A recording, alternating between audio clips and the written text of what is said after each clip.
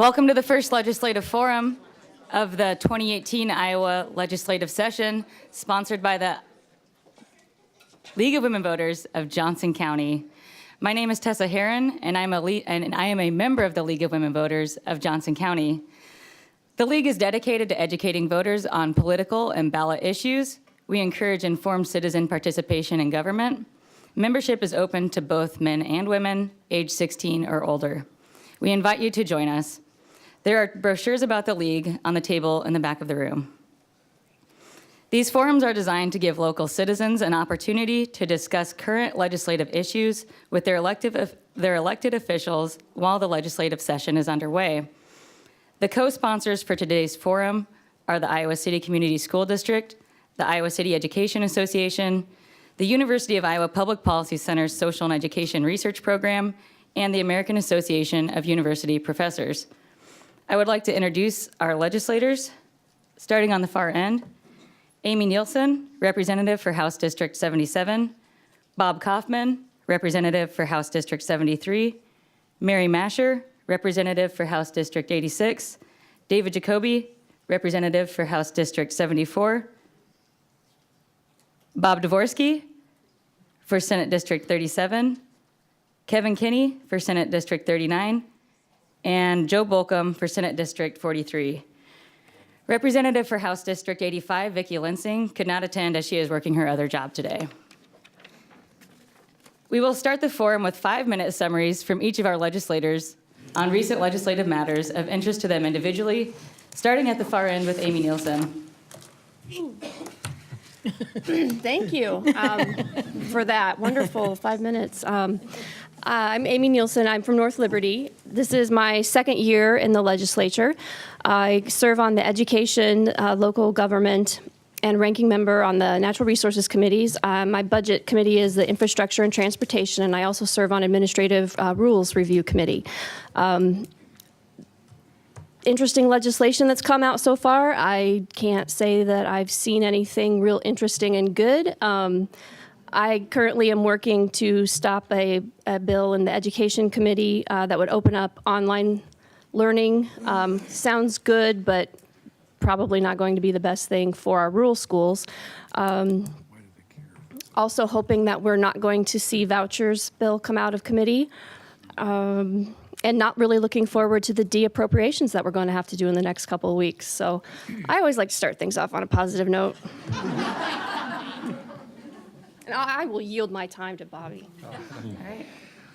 Hello, everyone. I always say that these are my favorite forums, and I mean it. I enjoy the fact that there is a diverse amount of opinions in these forums in Johnson County, and I always look forward to coming to them. And unless I'm sick or flip a skid loader like last year, I will always be here. There are some things I want to talk about, particularly with my oversight committee with the Department of Transportation, the Department of Human Services, and the recent ICN scandal. But if I don't have enough time for that, the most important thing to me that I want to do today is I want to use my opening comments to say something nice about each of the people that are up here. Because I have developed a friendship with each of the legislators that are up here, and we're working on things together. And I just want to show you that everything doesn't have to be completely partisan. When it comes to Representative Amy Nielsen, she serves on local government with us. And her institutional knowledge from being a mayor is able to contribute significant amounts of knowledge to that committee and the bills that we pass, and so I really appreciate that. Full disclosure, when I talk about Representative Mascher, I am her favorite Republican in the whole country. But, the whole country, actually. But all kidding aside, there is not a more tenacious advocate for K through 12 and higher education and community colleges than Representative Mascher. She, every single day, is fighting the fight, not with some sort of a partisan bend, but from a true caring public education. Representative Jacoby, before I say what we work on together, I just want to thank him. He's actually the person who taught me how to comb my hair.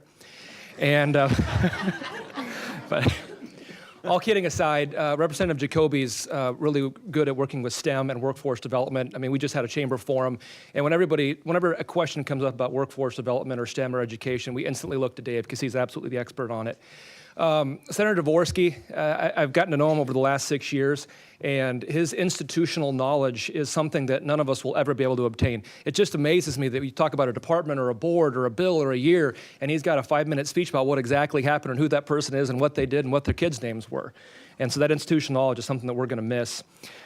Senator Kinney and I share some ag roots, and so I appreciate him being a Democrat, me being a Republican.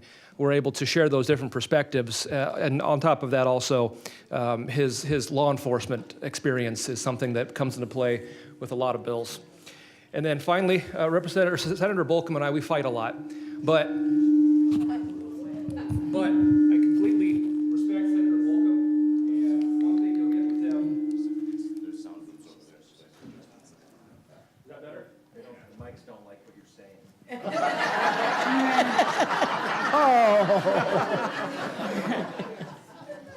I'll just take it as coincidence. I tried to compliment Senator Bolkcom and the mics went crazy. But all kidding aside, Senator Bolkcom and I have the same personality. We're passionate and we are quick to show those passions. So while we disagree and fight, his knowledge on all the issues, there's always, no matter what you bring up, he's always got something that he's passionate about. And Representative Lensing, even though she's not here, I'd be remiss to say that as we are coming upon this impending ICN scandal, one of the worst misuses of taxpayer dollars in the last decade, Representative Lensing has actually been taking the lead and has done more work than I have in establishing a baseline on how a state agency could misuse $380,000 of taxpayer money, and I'm going to be relying on her a lot to try to make that right. So those are my opening comments, and appreciate you having me here this morning. Good morning, everyone. I'm State Representative Mary Mascher, House District 86, and I can't tell you how good it feels to be home and look around this room with so many interested, dedicated, engaged Iowans in terms of what's going on in Des Moines. I represent House District 86, which is the southeastern part of Iowa City, the town of Hills, and University Heights, just to give you the geographic area that I represent. I serve on education. I'm ranking member on state government. I'm on human resources, and I'm on transportation infrastructure budget sub. So those are the committees that I serve on. In terms of, I'm going to start off with something really positive. First of all, thank you, Bobby. That was very kind of you. I appreciate that. And there are many times that we do work across the aisle, and I know that I can ask Bobby questions and he'll be straight with me. I don't always like the answers, and he knows that, and I'm never hesitant to tell him that. But at the same time, I know I can get information that is helpful to us and also moves us forward in terms of trying to get some consensus and resolution. One of the first bills that we passed this year in our Human Resources Committee is a bill that expands our safe haven law. And for those of you who are familiar, we had a situation many years ago where a young girl basically who was not capable of taking care of her child killed her child. And so as a result of that, and in many other states the safe haven law had already been enacted, Iowa instituted the safe haven law that allows a mother or father to drop off their child at a hospital or healthcare institution. It could be even a nursing home. It can be a quick care clinic. It can be any place where they have nurses and staff on hand that could take care of that child until they were placed with DHS. The bill that we have, or the law that we have in place, allows a mother to do that, or a father, within 14 days of that child's birth. This law that was done in Human Resources Committee extends that to 30 days. And so it allows them to not only drop them off, but gives them more time if a parent would need that. It also allows a first responder. They can call 911 and have a first responder come and pick the child up from their home. And that was not allowed before. So I look at, again, there are positive things that we do, and sometimes you don't hear about those. And so obviously I wanted to mention that and let you know that there are some positive things happening up there. The things I'm really distressed about, education funding. And I am passionate about that. The cuts to the regents, the cuts to community colleges, the cuts to our court system, the cuts to our corrections departments, the cuts across the board to all of these areas. They did not cut K-12, and I was thankful for that. But as many of you in the room know, if they had cut K through 12, we could have put that back on property taxpayers and made up the difference. Community colleges and regions can't do that. They do not have the ability to make up the difference. And a cut like this mid-year in their budgets is devastating. Most of their resources go to employees. It's people. We're people-intensive businesses. The University of Iowa is the major employer for almost 8 surrounding counties. Benton, Cedar, Iowa. Those counties depend on these institutions. And when we cut the funding for those institutions, it affects those employees as well. So I'm anxious to hear your questions today. I have opinions about online learning, and I am not very happy with the bill that's going through the House right now. We also know that school savings accounts are out there. There's a bill in Ways and Means, which is Dave is the ranking member on, that I'm extremely concerned about and what that would do to our public schools and public education. So thank you again. You could have been anywhere else today. It's gorgeous outside, and you chose to be here with us. Thank you.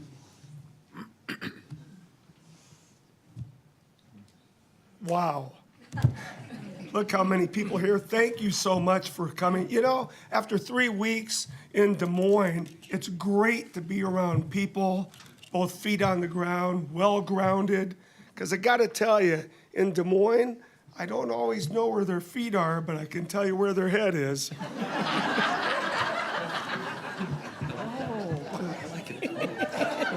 Dave. God, is my wife going to kill me? I'm kicking you under the table. Well, yeah, thank you for being here. I do serve as ranking member on Ways and Means on commerce, transportation, and natural resources. Now, there's a number of things we can talk about, the water quality bill, what they're trying to do with the bottle bill, internet sales tax, and even Midwest Rail Pact, which I'm hoping we get back involved with. But honestly, I think it's time that we go full steam ahead. We have to make education number one in Iowa again. Everything else stems from our education system in Iowa. And when I say full steam, that is science, technology, engineering, arts, and math. Until we focus on education, our wheels are just going to keep spinning when we do all this patchwork, get us back to where we were before. Thank you so much for being here, and I look forward to your questions. Okay, thank you. I'm State Senator Bob Dvorsky from Coralville. I serve on, I got my list here somewhere, Education, Rules Administration, State Government, and I'm ranking member on Natural Resources and Environment, although we didn't do the water quality bill that they passed, so you need to know that. And I'm also ranking member on Justice System Appropriations Subcommittee.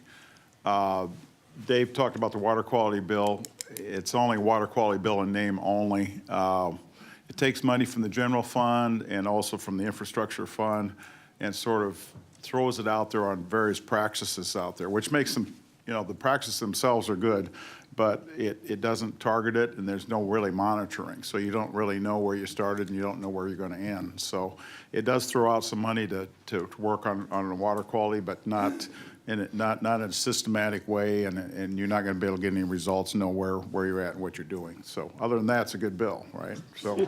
So we did water quality in name only. The next thing that came out, and it's come out of appropriations, is the de-appropriation bill. And the Iowa Senate is trying to cut further than the governor recommended cutting. Governor recommended something like $35 million, which we have to cut to balance the budget. The Republicans in the Senate are cutting what, $52 million. So that's why you see an $8 million cut at the University of Iowa, and cutting UNI by like 3.7. UNI has no ability to recoup that at all. So, and Iowa State by what, 5-6 million? Community college 6.9. 6 million. The community colleges by 5 million. They didn't touch K through 12, but obviously these cuts are going to have a devastating effect. The thing about education being number one for years since I started in the legislature, it always was number one. We always supported K through 12. Maybe you could see sometimes we have allowable growth of 9%. We haven't done that in years. There just seems to be this sense that anything in government isn't useful and can't be useful because it's government. And so they're really trying to make a smaller government by really cutting everything that everyone in this room stands for. So I don't know what we do to fight it, other than we're fighting every day. And we appreciate everybody coming here. A tremendous crowd here, and I look forward to your questions. Hi, I'm Kevin Kinney. I serve Senate District 39. I have Western, Southern, Johnson, Washington, and Keokuk County. I've got a little different district than most here. Senator Dvorsky's probably the closest. One of the biggest things that I've been working on, I'm on the Judiciary Committee, and one of the things that I've been working on is trying to come up with a way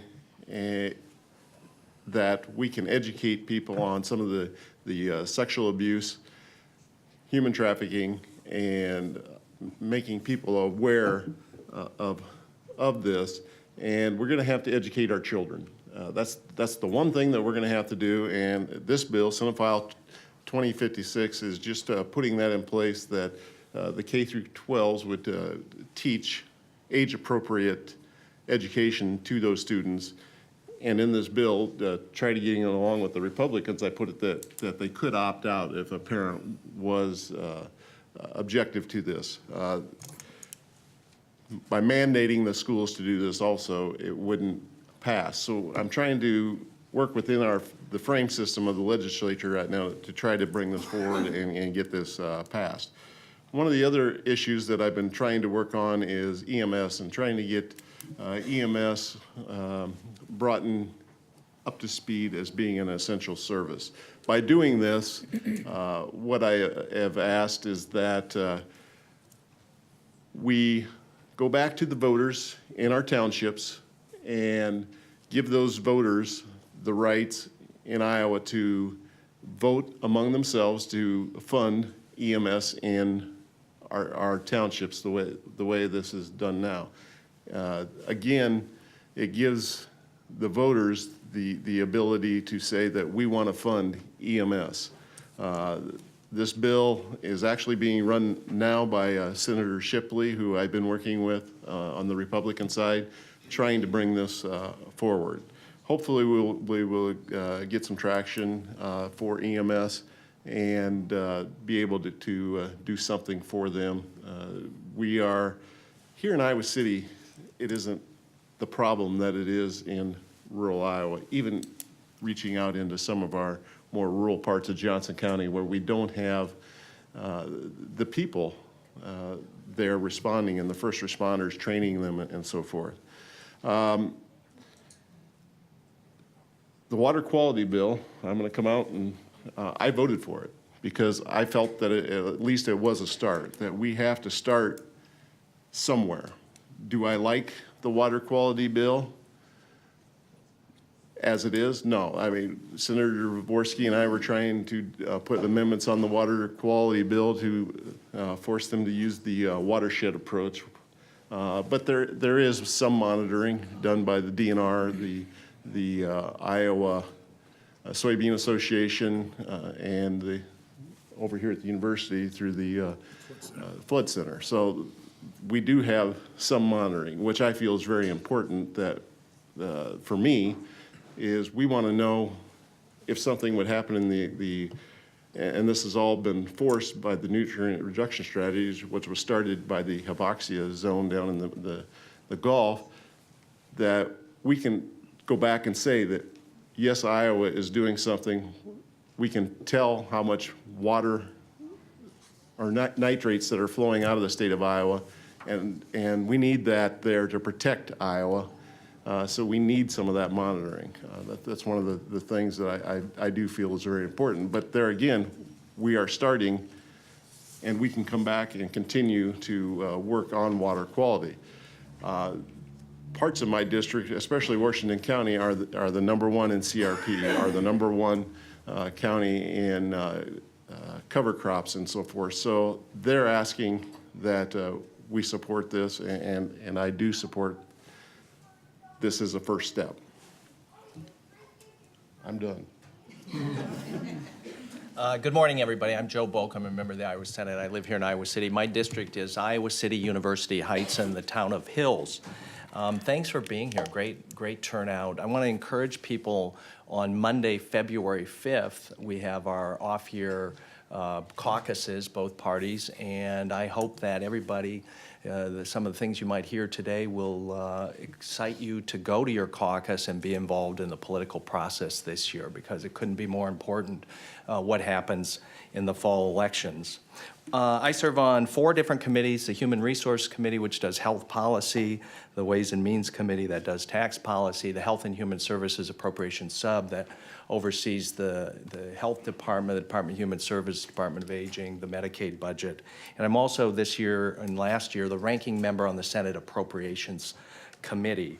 I've spent a lot of time, we're in 3rd week, spent a lot of time in committees talking to the MCOs, talking to the Department of Human Services, talking to the Medicaid director about the Medicaid privatization mess.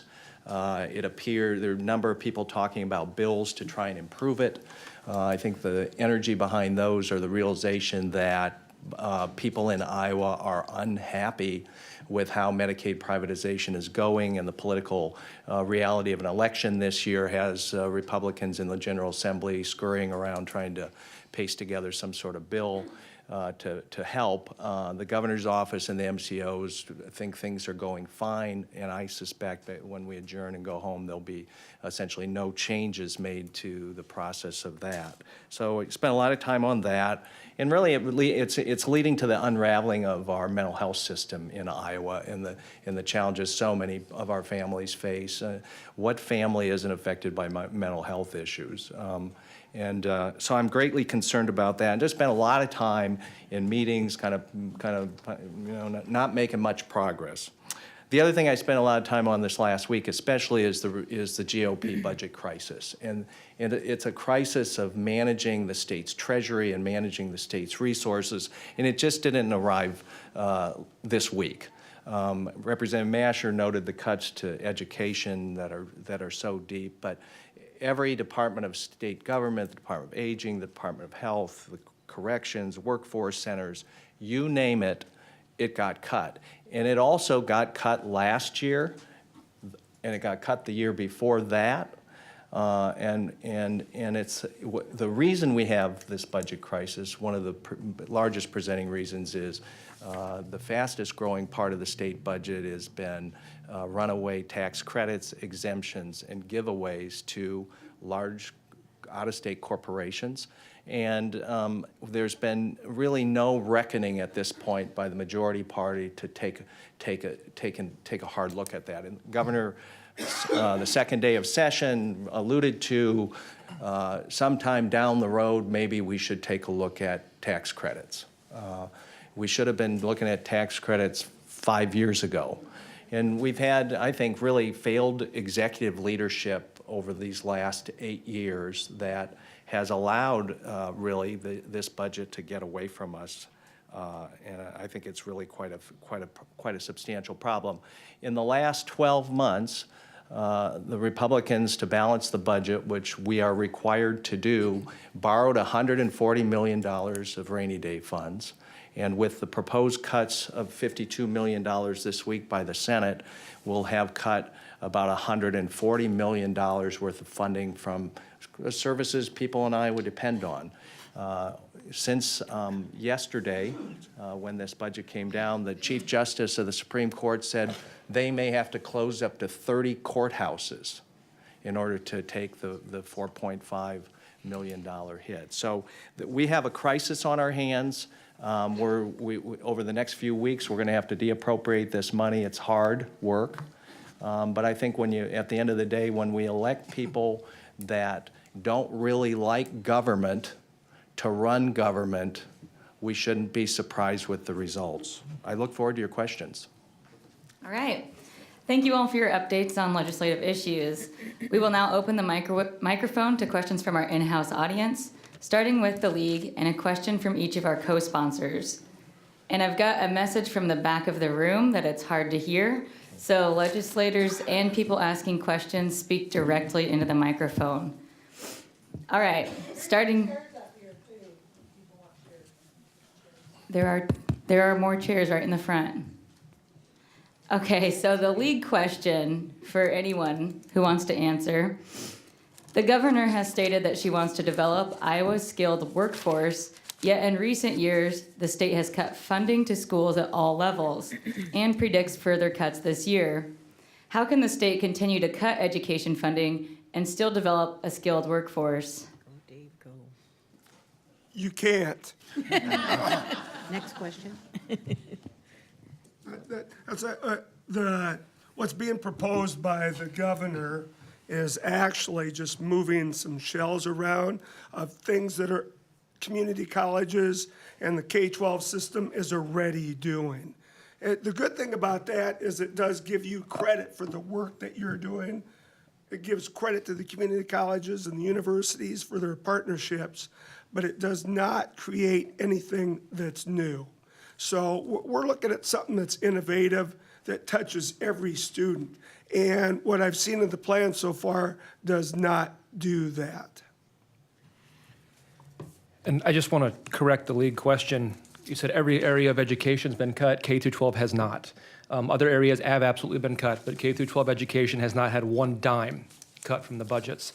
But in regards to the question about workforce development, the community colleges have been doing this for years. You'll hear Senator Dvorsky say this, and he's exactly right. This is basically a rebranding. But I don't see that as a bad thing. I don't see refocusing on workforce development and on filling. I mean, I've got a company 2 miles from my house, HWH, that are begging for people they're willing to pay $15 to $20 an hour for something that doesn't require a lot of training. They can't find the people. They're using every single job agency in the state. They even put a billboard up on Interstate 80. And so the one thing that I'm focusing on when it comes to workforce development and this new program that's more of a rebranding is to ensure that we're not reshifting funds away from the community colleges to some other fictitious fund, just say we're doing something new. It is a rebranding, and the community colleges have been doing this for decades, and it's my focus to keep them as leaders in workforce development. Well, it's kind of true that zero is not a decrease, but it could be argued that we haven't adequately funded our schools and that anything less than 3% your cost of living increase is indeed a cut. So I think we have to look at where the starting blocks are. Yeah.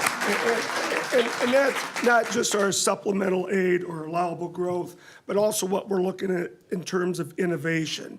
If we want to innovate, and I don't know a single teacher I've worked with in my daughter's years in the public school system that haven't had teachers that want to innovate. There are innovative in the classroom and helping them be successful in the real world. But we can't keep talking that we're not making cuts when we're not adequately funding K-12.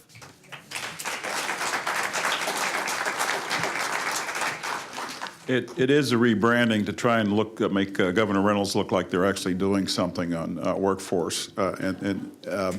They're not really adding anything to it, and they're trying to take over programs that have been successful in the community colleges. One being the Kibbe grants, named for former State Senator Jack Kibbe.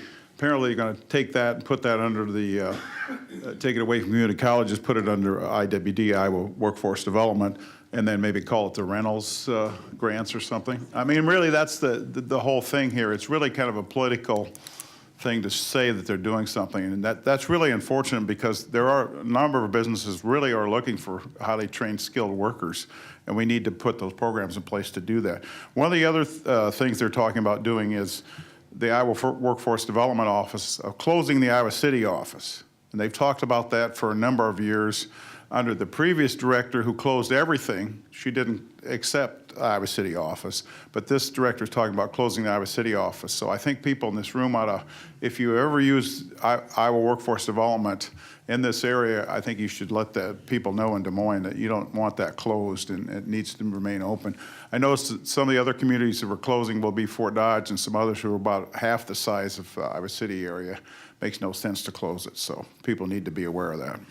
So when you talk about the general fund, we're talking about all of the monies that come into the state from our tax dollars, right?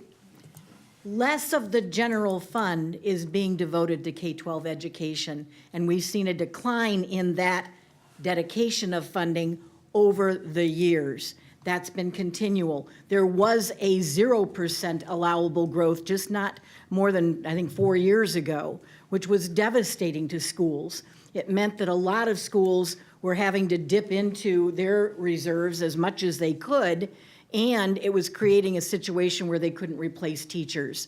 Now, this is what I want you to pay attention to. We have something in the law that allows us to dedicate money for class size reduction. That money is going to expire this year.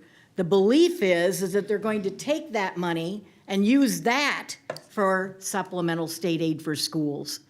In essence, you're not getting an increase, it's taking away from one fund and putting it into another in terms of your general fund for education. That's a concern. That class size money is critical. It is what we allow smaller classes K through 3, and we know that is making a difference, especially in our high need schools. So that's something for all of us to pay attention to.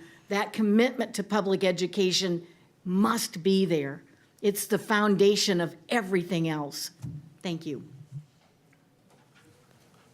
All right, anybody else? One of the other things that I'm concerned about, the cuts to community colleges, it is going to affect K through 12, especially at the high school level where they're taking the dual enrollment classes. There's going to be less opportunities for those kids that we're out there training, and this Future Ready Iowa.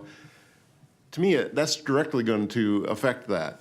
So when they say that there is no cut to K through 9 education, to me, we are cutting it by cutting the community colleges, which offer those dual enrollment courses. When I had some of my meetings within my communities this year, that was the one thing that people would tell us is we need to train our workers. We need to have people that are ready and can step into these jobs, and we're cutting that, and it's a big concern. The tuition increases that I think that our community college and public university students are going to face in this fall are going to be enormous. And it's especially troubling here in Iowa City, where 25% of the incoming undergraduate class are first-generation students from first-generation families, 25%. Those families need support. When those kids arrive, but they also need economic support, and it's just a disaster for opportunity for those families and all our kids really when we price higher education out of their reach. And the legislature's failure for the last really decade to invest in higher education is we just can't. It's doing some damage. All right, I think we're ready for our co-sponsor questions. All right, first up we've got the American Association of University Professors. Right, can you hear me? The AAUP is the sort of independent voice of the faculty. The Faculty Senate does a good job as well. I would like to do, okay. Can you hear me? That's better, much better. You know what I'm going to say anyway, Bob, so you don't need. I'm here to do two things. First, I just want to thank you for your defense of state appropriations for the university. I mean, there's no use denying what's happened to the university in the last 10 or 15 years. The quality of an Iowa degree has gone down. The value of an Iowa degree has gone down. And the basic cause of that is the loss of state appropriations. That's the basic cause. And so I appreciate your support for appropriations. I also appreciate your speaking out. I know Senator Dvorsky did, and some others as well, in defense of tenure. Because, and the regents have too. I was sort of shocked by this, but they did. The tenure is absolutely essential to maintaining the quality of this university. And I would like to say in closing that as faculty, you know, what we're doing to deal with this crisis. The dean of my college called me in the other day and said, "Stop complaining so much. You're demoralizing the younger members of your department." This is a department where we've lost 1/3 of our members to other universities in the last 10 years. And he's got a point. You know, what we have to do as faculty is to double down on what we do best, which is maintaining the quality of teaching and research at the university. It's the research university, the value of the degree is directly related to the quality of the research. And I can tell you that we are doubling down on the quality of classroom teaching. You know, and we must be doing something right because students continue to come. Parents are paying tuition to have their children taught by professors. I figured the other day that in 40 years I've taught somewhere between 8,000 and 10,000 students in Western Civ alone. And they're still there. Question? My question is, what can we do? What we can't do as faculty is to turn around public opinion in the state. I think we've got a leadership problem around the state that people have abandoned their support, historic support.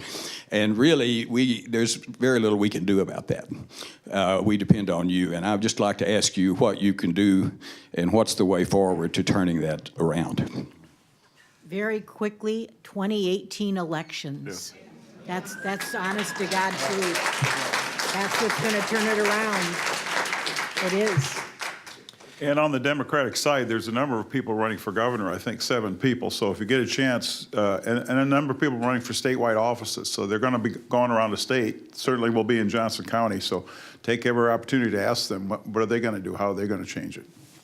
The 10-year bill is goofy. The Senate budget proposal is egregious and something that's not going to happen. As far as I'm concerned, I know the demographics of this room as far as the political bent. I'm well aware of it, and I still enjoy coming.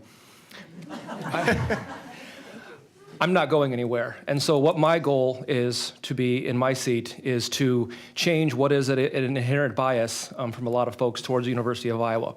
You might remember the attempt, the blatant power grab by the Board of Regents to move towards the performance-based funding, the BS model, as I like to call it. Yes, and Senator Dvorsky and everybody up here and I were able to stop that. So I know you're not going to like all my policies, but I am an advocate for the University of Iowa in my caucus, and I'm doing everything I can to change the opinions of some people that I believe are incredibly unfair towards the university.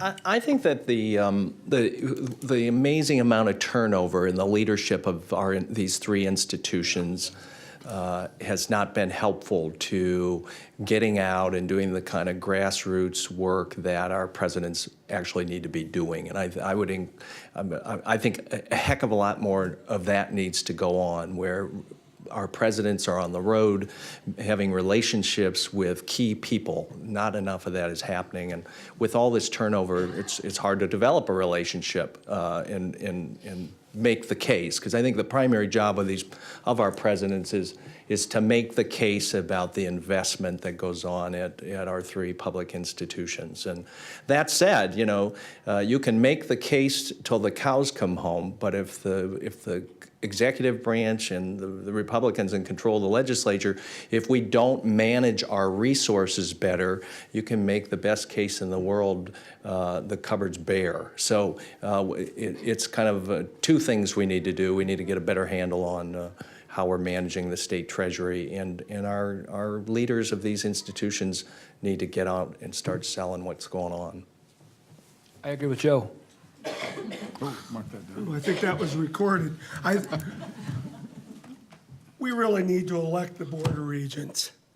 I mean, the Board of Regents only report to one person.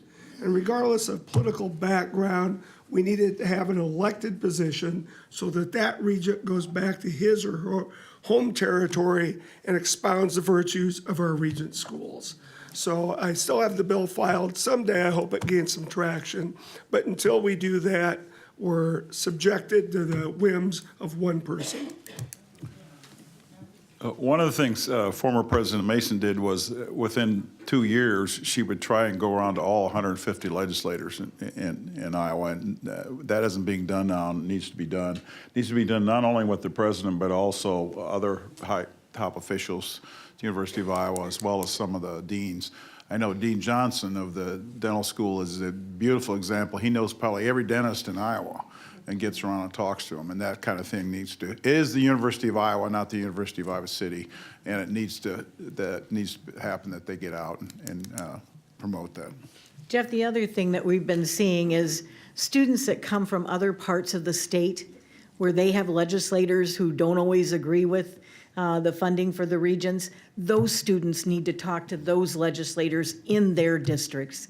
And I don't always think that's happening, and we need to be able to promote that better and educate those students in how to go about it. Because it is the University of Iowa, but they come from all over the state and all over the world, quite frankly, all over the country.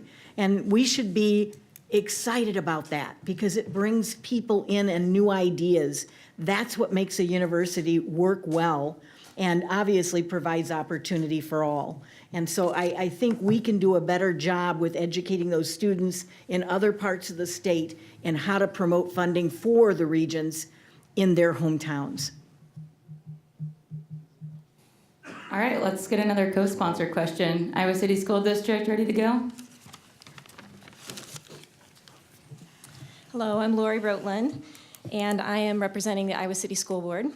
And first of all, I want to thank you for your support of public education and for your advocacy on behalf of our public school students. And I also want to thank you for taking the time to be here with us today and answering our questions.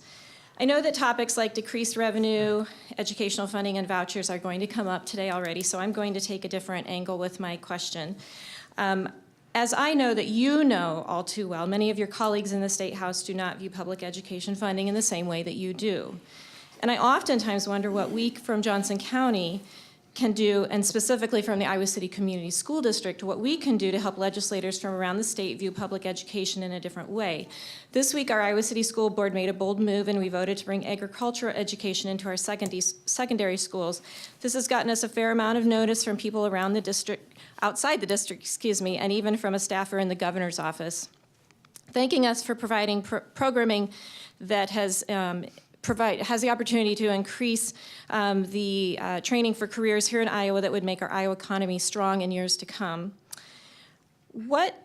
Recognizing that with the current level of funding, it can be a struggle to provide even the basics in our classrooms, and piggybacking on the workforce development topic, I'm wondering if you could advise on what types of programming we could enhance and highlight in our district that would help legislators around the state also see the value of public education as a means to a strong Iowa.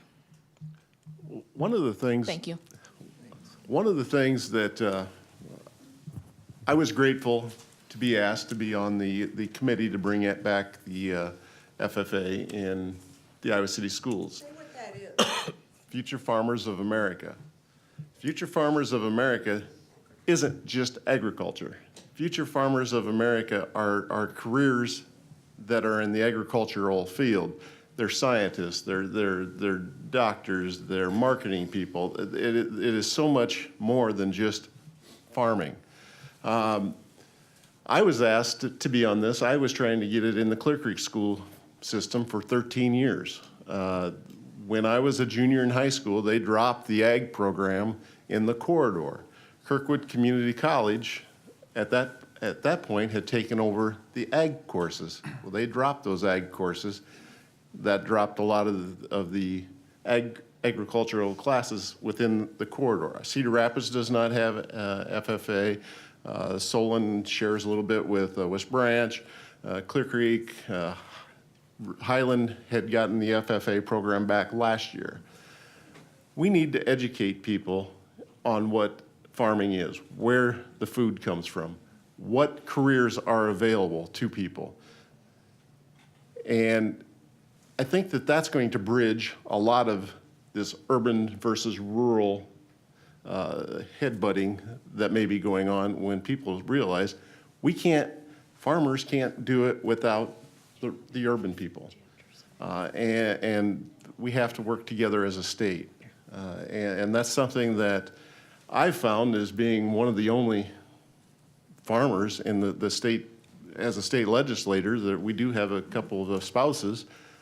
But when you're trying to work back and forth, we keep running into this. Well, It doesn't, if we do this, it's going to affect the urban people. If we do this, it's going to affect the farmers. We have to work together, and this is one big step. I commend Phil for bringing this forward, allowing me to be a part of that, and I really am very excited to see that Iowa City Community Schools, along with Clear Creek, Amana, have both picked up new agriculture or FFA programs. Thank you. Just to clarify, FFA is both a class and a club. So they get course credit for it. It is an elective, but it's both. So they do things outside of the school day, and then they also have a course in that during the day. And Lori, I would advise you to just keep doing what you're doing, because Iowa City schools and Clear Creek schools and all the schools in my district are amazing, and they do a really good job educating our kids and getting them ready for the future. As I was told last week, we're never going to agree. This is basically a philosophical difference. And so there's only so much that we can do if someone doesn't want to have their minds changed. So I think that adding the ag and the FFA program in Iowa City schools is a fantastic move. I'm very happy to see that. And just don't worry about what other people think. Just keep doing a great job with my kids. And from my perspective, I would say continue to be innovative with your arguments. I'm going to give you a little insight into my world. I'm probably stealing some of my future thunder in this forum, but I didn't tell my colleagues I was a no on vouchers. I told them I was a hell no. And I didn't just say it's because it's going to hurt schools. I gave them arguments that would appeal to their philosophical needs. And I said, you know that a school choice bill is actually anti-school choice for a lot of the rural small schools. Well, they hadn't thought about that. I said, you know that your current parochial schools are not subjected to a lot of the state standards that come along with the purse strings. So do you want big government in there in your parochial schools telling you what you can and cannot put? All of a sudden the eyes kind of got big. And it's an innovative argument from the perspective of I'm using other people's beliefs to justify why they shouldn't support it. Same thing with the online learning bill. I'm stealing my thunder again for a future question, but for instance, your guys' graduation rates at your school is almost double, what, if not more than double, what the online school graduation rates are. And so I think when you hit people with facts that appeals to their aesthetic politics and their systemic belief system, you can change minds. And I think I'm living proof of that, because you're seeing a lot more Republicans that are coming out opposed to the voucher bill, and I'm going to make it my goal to make it a lot more Republicans coming out against the online learning bill.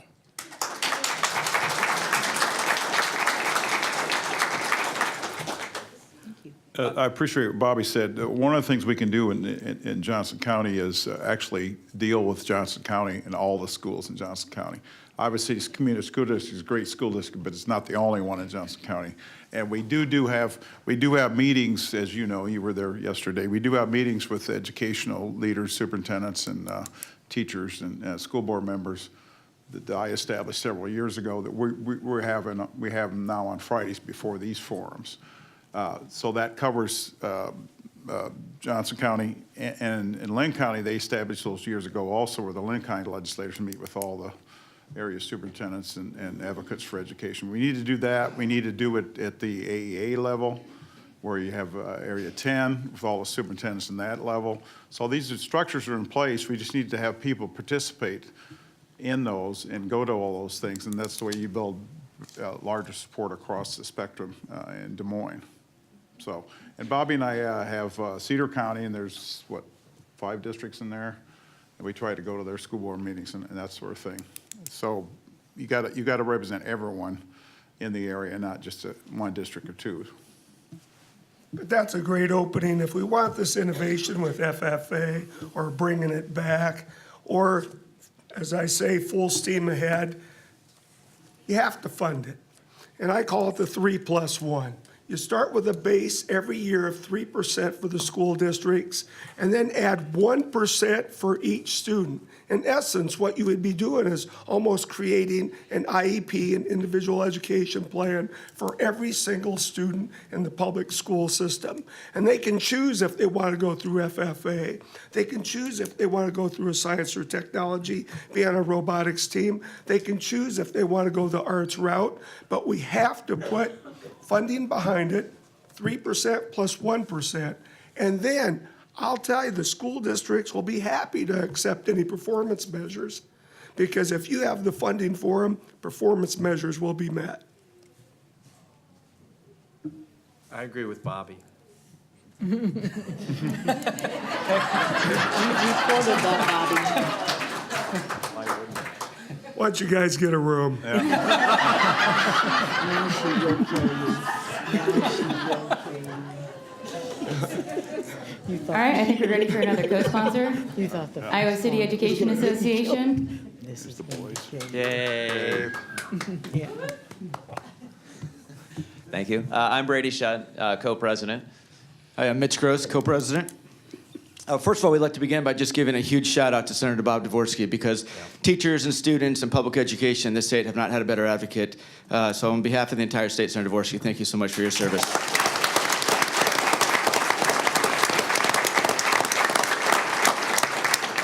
We'd also like to give a shout out. Last year was a tough year, and we want to give a shout out to those of you who are here. Thank you for all of your work that you're doing. But for those of you, and it wasn't everyone, that stood with us on collective bargaining rights.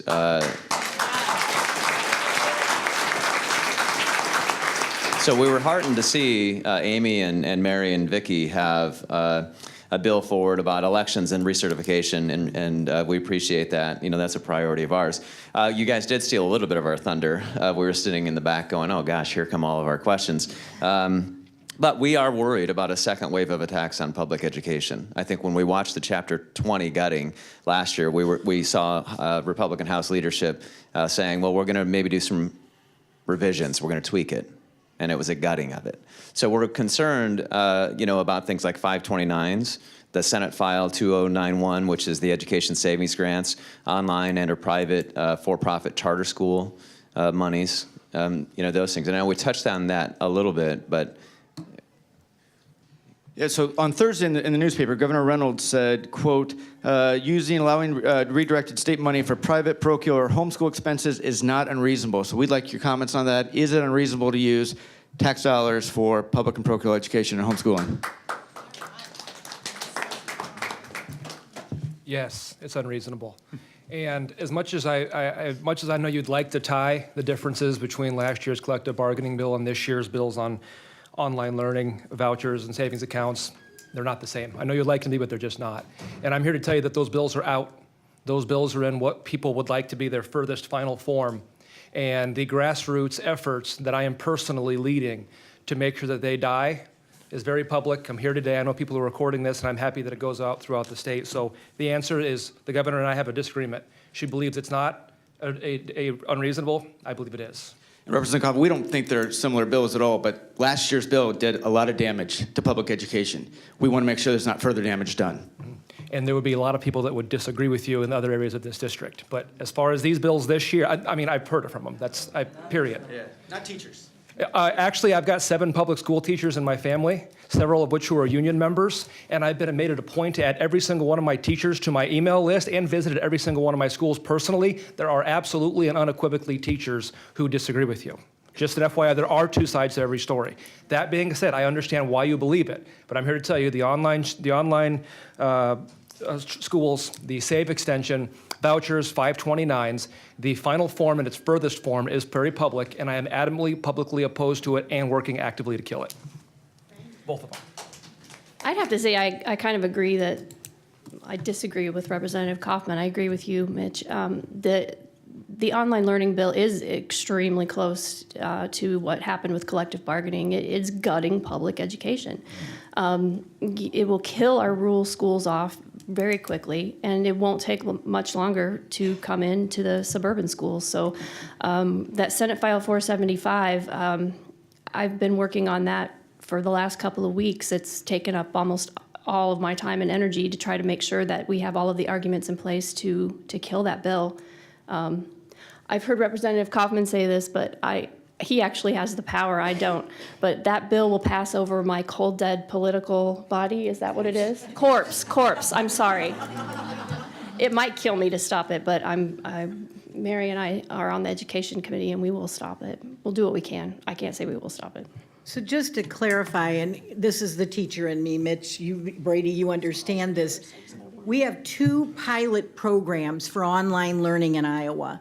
They go K through 12. So all of you educators in the room and the rest of you who know anything about public education or education in general know a kindergartner on a computer is absolutely ridiculous in terms of that being their primary source of education. That is just not what education is all about for kindergartners. We're trying to socialize them. We're trying to get them used to a system of schooling, how to learn. It's all of those things that go into a kindergarten curriculum. And that is all missing when you do it totally online. And so it makes no sense to me that we would even promote something like that. But right now, those two schools are the only ones that are allowed, those two school districts. This would open it up to all school districts in the state could provide online learning. The majority of the money goes out of state. We're spending over $6.4 million right now for those two programs in the state of Iowa. 95% of it goes out of state to a corporation. That's ridiculous. About 150,000 stays in that district for administrative cost. But to me, it is so counterproductive to educating kids, and to make that more available is ridiculous. Dropout rates, are you ready? 40% for CAM, 40% of the kids drop out. 50% for Clayton Ridge. So you tell me, where do those kids go? We don't know if they're going back to their home district. We don't know if they're being homeschooled. We don't know if they're just out there, not getting an education at all, because nobody tracks them. We're asking for an audit of the current CAM Clayton Ridge contracts and proposals to find out where the money's going if they're not educating kids. If 40% of that money is going to those out-of-state corporations and they're not educating anybody. Tell me that makes no sense at all. And that's the kind of stuff we're dealing with right now. So I wanted to spell it out for you to understand exactly what that online learning looks like and why that is detrimental to public education and to kids. Sorry. I get a little wound up on it. Very good. Well, I think we have to get back to where the starting blocks are. The state already invests $51 million a year in private schools. It's not at zero. $51 million is invested in private schools through scholarships, also supplemental aid for transportation. It's not zero. As far as the collective bargaining bill, there'll be a little disagreement here with Representative Kaufmann. What a piece of crap. And I'll tell you why. And not just because you're the audience and all, it's important, but it's the way the votes are counted. You can't tell me, if you wanted to have a fair thing, if you have 6 or 7 teachers who decided they didn't want to be part of the contract, then it's their right to vote no. There's absolutely no reason that someone who didn't participate in the election, that is counted as a no vote. That is not democracy, that's BS. You should be able to get 51% of those that vote. None of us would be elected. Yeah, then I think I would have barely got 529s. Here's the importance of 529s. 529s are set up for lower middle income and middle income families to save some money to send their children to college. That's what Lynette and I use, the 529 plan. If we want to expand it to the K-12, is this becoming another tax shelter for the 1%? Because they are investing their money. I'm okay with the way people invest their money, but that takes $8 million out of the general fund. And as Senator Bolkcom mentioned earlier, 25% of the students at Iowa are first-generation college students. The 529s are aimed at those families to help them with their first-generation students. And if the governor is really invested in sending more people to post-secondary school, then 529s should be for post-secondary education.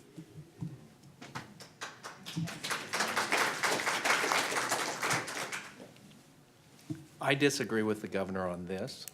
and just about every other major thing she's put forward. Can't hear you. I disagree with the governor on taking one more dollar of public resources and handing over to private schools. And I also disagree with about every other thing she has done. I don't agree with taking the money, and I'm going to support our K through 12 public schools.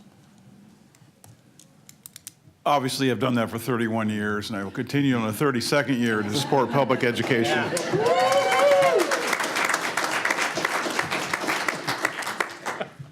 All right, I think we're ready for a question from our final co-sponsor, the University of Iowa Public Policy Center's Social and Education Research Program. Hi, I'm Sarah Brook. I'm an assistant professor at the University of Iowa in the Sociology Department. I'm also the director of the Social and Education Policy Research Program at the Public Policy Center here at the university. It's a mouthful, I know. I also have been leading for the last couple of years a research practice partnership with the Iowa City Community School District.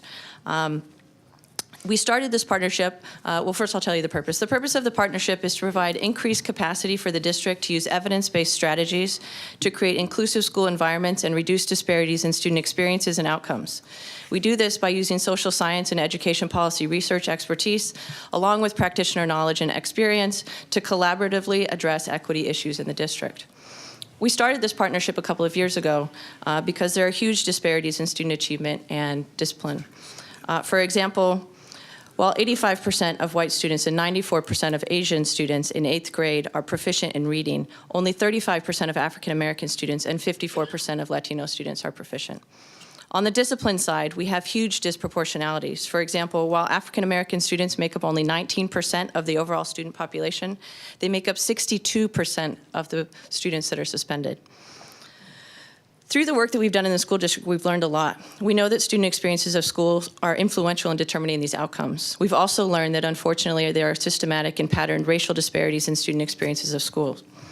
I mention these statistics not to point a finger at the Iowa City Community School District, but to draw attention to their starkness and to highlight the urgency of addressing them. Indeed, we know, based on similar work in other settings, that such disparities in school experiences and academic outcomes are pervasive across the state of Iowa and generally in the upper Midwest. In addressing these issues, school and district policies are important, but the state plays an important role both in helping to fund K-12 education and in implementing federal education policies. Unfortunately, the state's current ESSA plan falls short.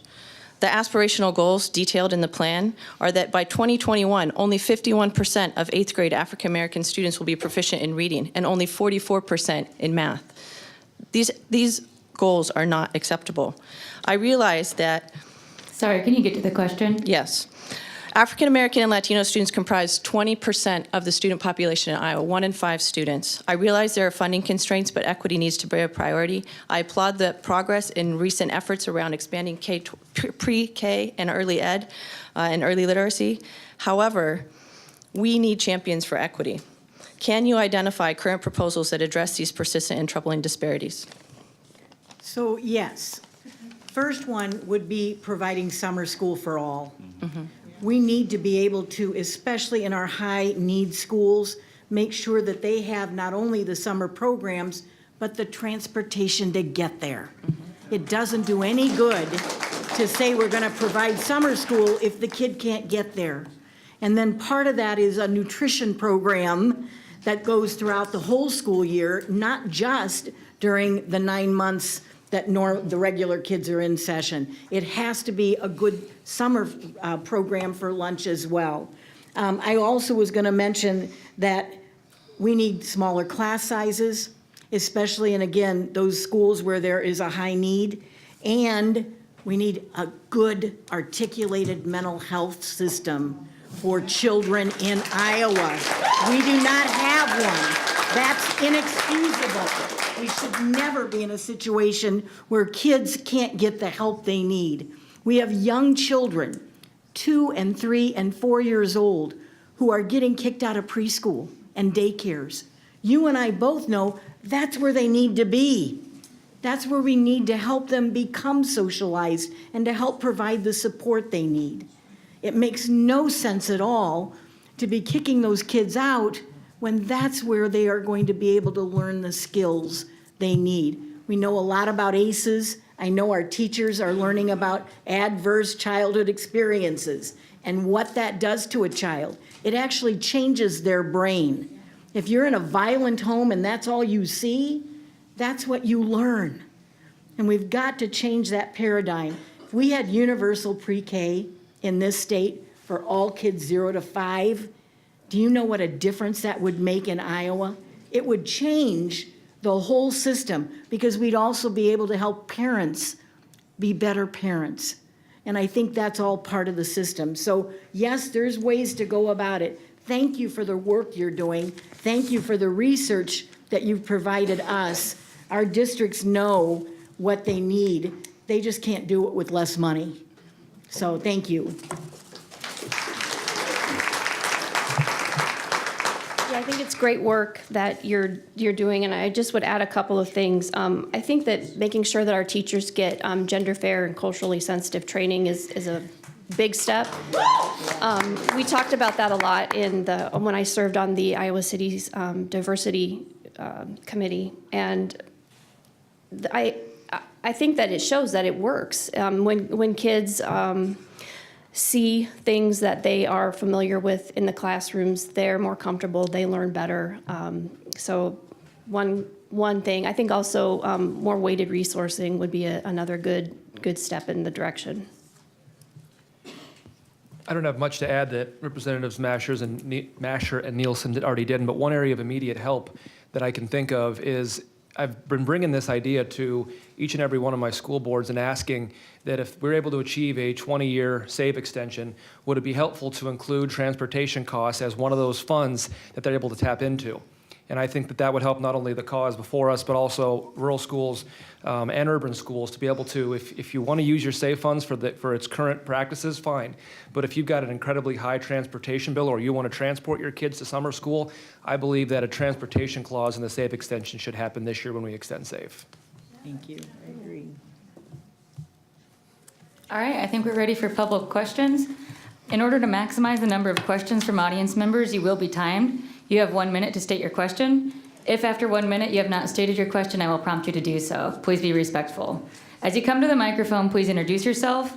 And if you are representing an organization, tell us which one. You may direct your question to any or all legislators. If you have a second question, please wait until others have had a chance to ask theirs. Legislators, you each have 2 minutes to respond. Out of respect for all present, please do not interrupt speakers. Thank you. My name is Karen Nichols. I'm with Iowans for Public Education. And one of our missions, of course, is fighting the privatization and corporatization of public education. I thank all of you for being so strong in that area. But something else we're also concerned that's part of the corporatization agenda, part of the ALEC agenda, is the deprofessionalization of teaching. We've heard about Chapter 20. I would like to tell you that before Chapter 20 was passed, 16% fewer young Iowans were entering the teaching profession, right at the same time that we have baby boomers retiring. So with the advent of the new collective bargaining bill, that's another reason why teachers might not want to enter the profession.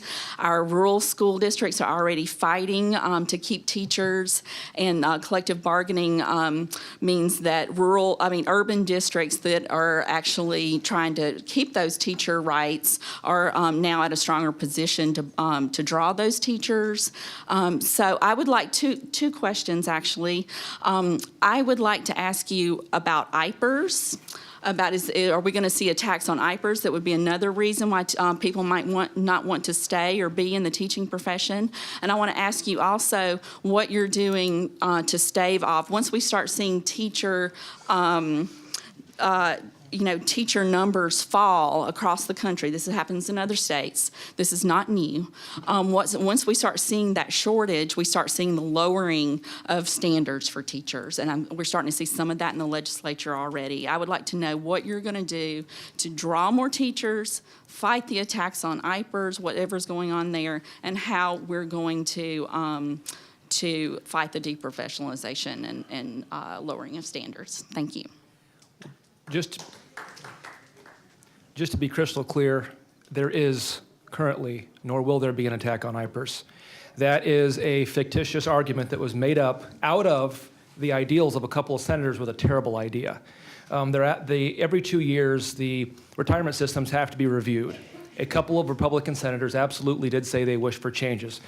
I came out and said, and I'm going even further than what Amy said, I was an unequivocal hell no to the discussion of even changing a piece of punctuation in the current IPERS language.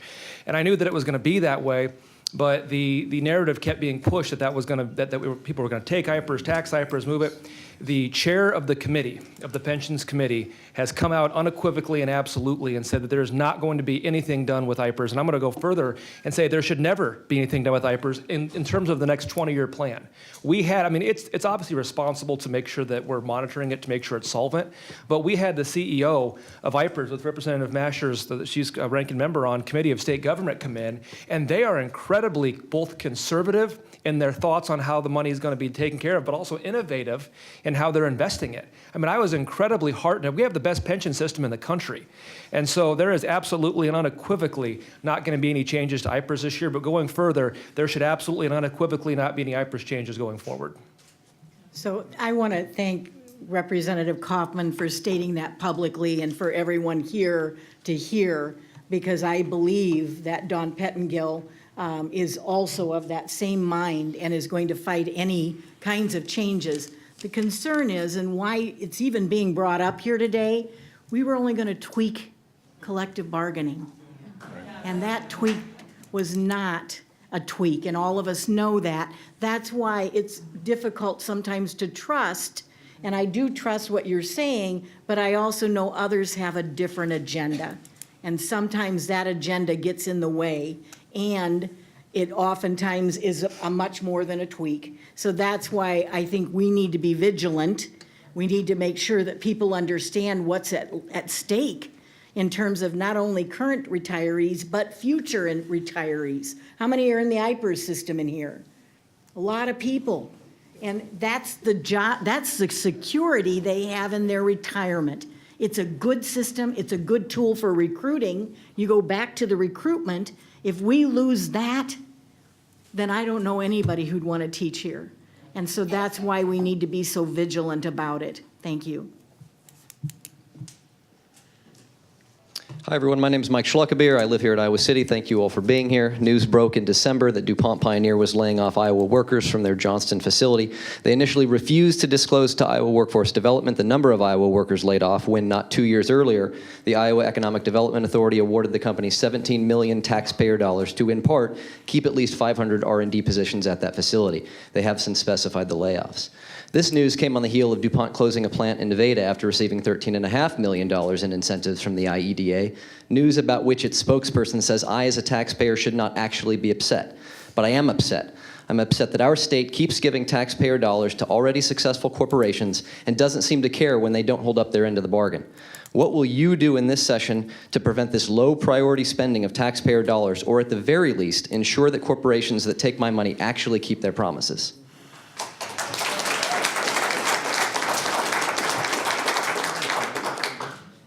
I fully support each and every tax credit and tax giveaway being scrutinized. If something's giving us a return on our money, we should keep it, and if it's not, we shouldn't. But I just want to take, because I know that Senator Bolkcom will speak on this, and I want to break our kumbaya moment for a little bit. Senator said that 5 years ago we should have been doing this, and I agree. He chaired the committee that could have done it. So it's a systemic failure on both parties. Senator Bolkcom chaired the Ways and Means Committee for a number of years, could have been having hearings each and every day. Both parties, Republicans absolutely bear guilt for letting this go on autopilot, but also equally and 50-50 do Democrats. And so I think that the grassroots is working. People like you are working. 3 years ago, if you would have talked to me about this, I would have looked at you like a deer in the headlights. But I fully and absolutely believe that our tax credit and our tax giveaway system is on autopilot. It's over $500 million, and it should be completely and absolutely reviewed. I personally asked to be on that committee. Whether I'm going to get picked or not is out of my jurisdiction, but I would happily volunteer my time to make sure that each and every one of them is thoroughly reviewed. Well, I brought a chart that gets to the DuPont, issue. In my time in the legislature, this is one. We have a bunch of tax credits, and yes, I did actually serve on the Ways and Means Committee and chaired it for a long time. And I, like all 50 members of the Senate, have two buttons on my desk: a green one and a red one. And when bills come before us, I've been a no on, I probably have the most conservative record in the Senate on tax giveaways. I think without question, like to the tune of probably about $500 million. This is an example of one we could fix. So, and I've offered legislation on this, but it's a team sport to get things done in the legislature. This is one where we actually give refunds to companies.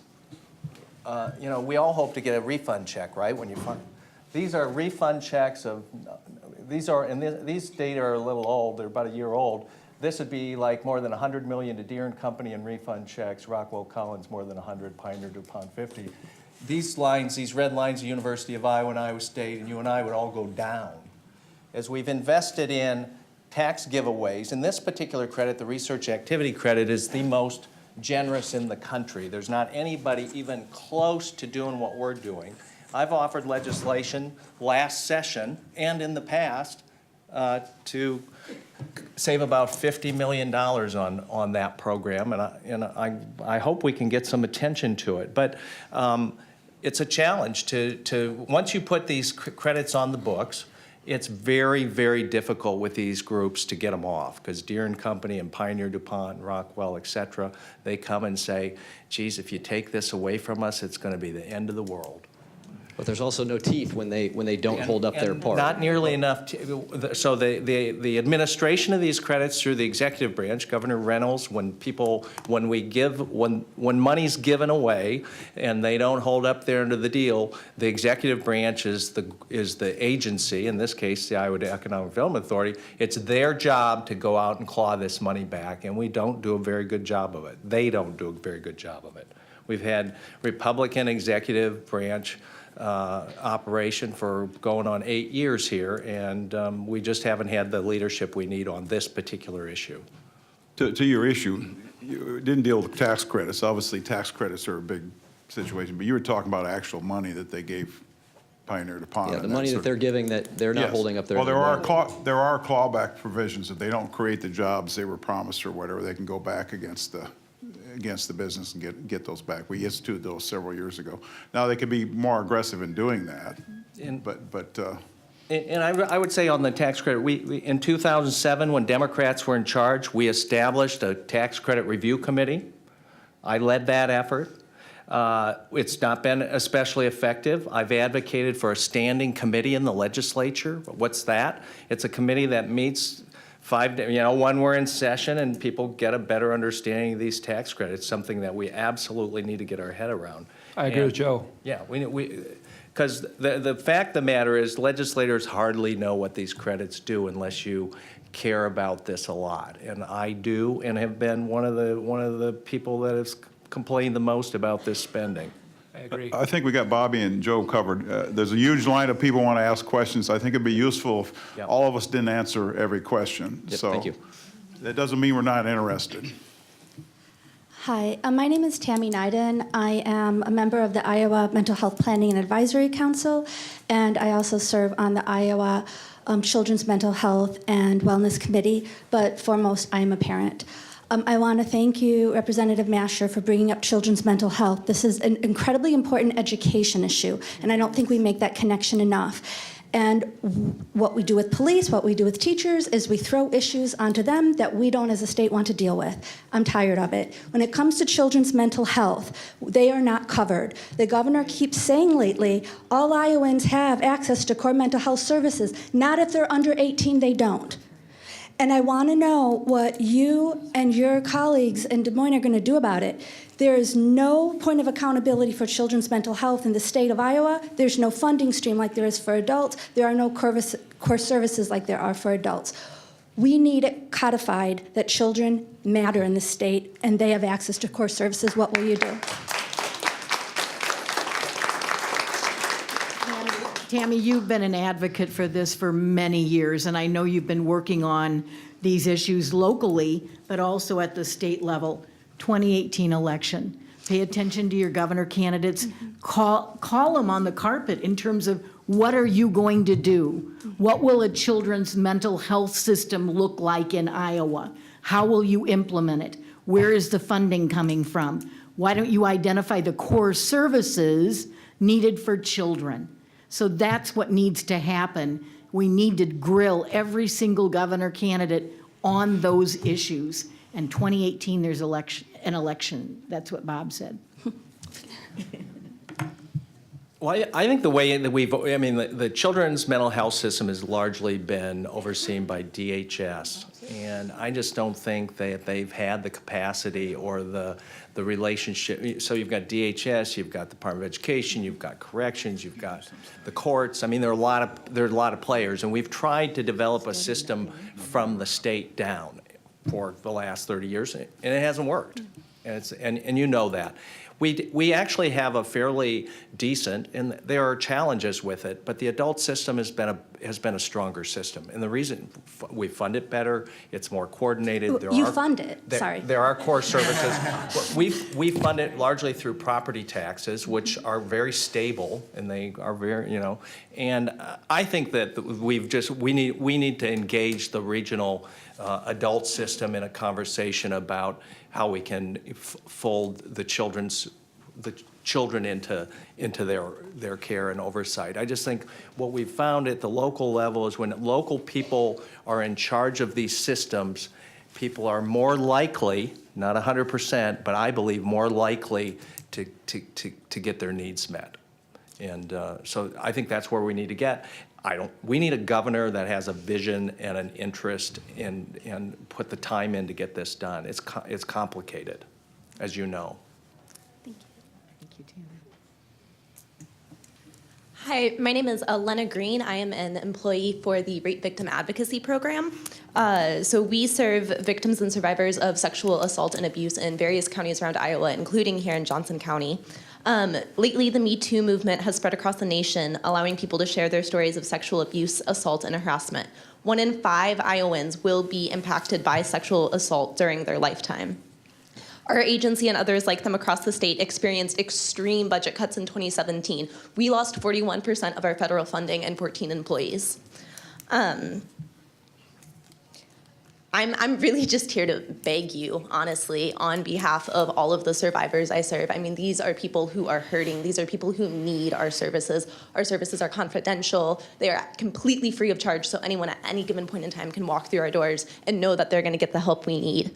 I am asking you today to please commit to protecting victims of abuse by advocating for a reinstatement of 2016 levels of funding for our programming.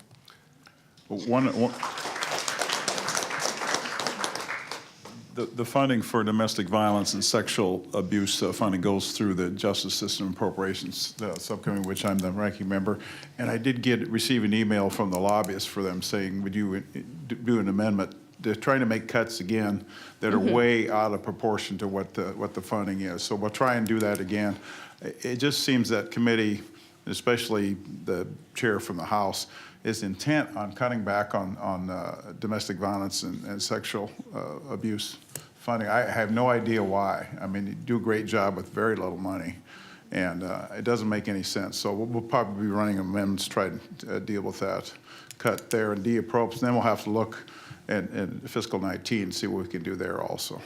Thank you. I don't think it affects enough of the legislatures. They haven't seen what an impact a sexual assault or domestic violence has upon people. I served on the SANE board here, sexual assault nurse examiners, along with the SART board, the sexual abuse response team. When I was at the sheriff's office, I was our representative. For 10 of my years at the sheriff's office, basically that's what I did, was investigated sexual assaults. And it just devastates these people. And if we don't have a support system for these people, it's shameful. These people are men or women, have not ever asked for this to happen to them. And when we begin cutting these programs, to me, we're telling these people, we don't care about you. You know, we last year tried to explain to Senator Shelgren how cutting $2.6 million from the state budget was we were going to lose our federal match because you can't supplant.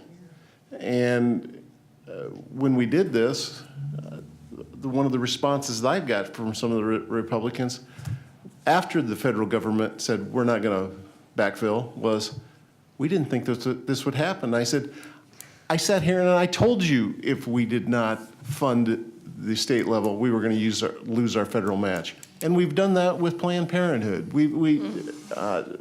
in women's health.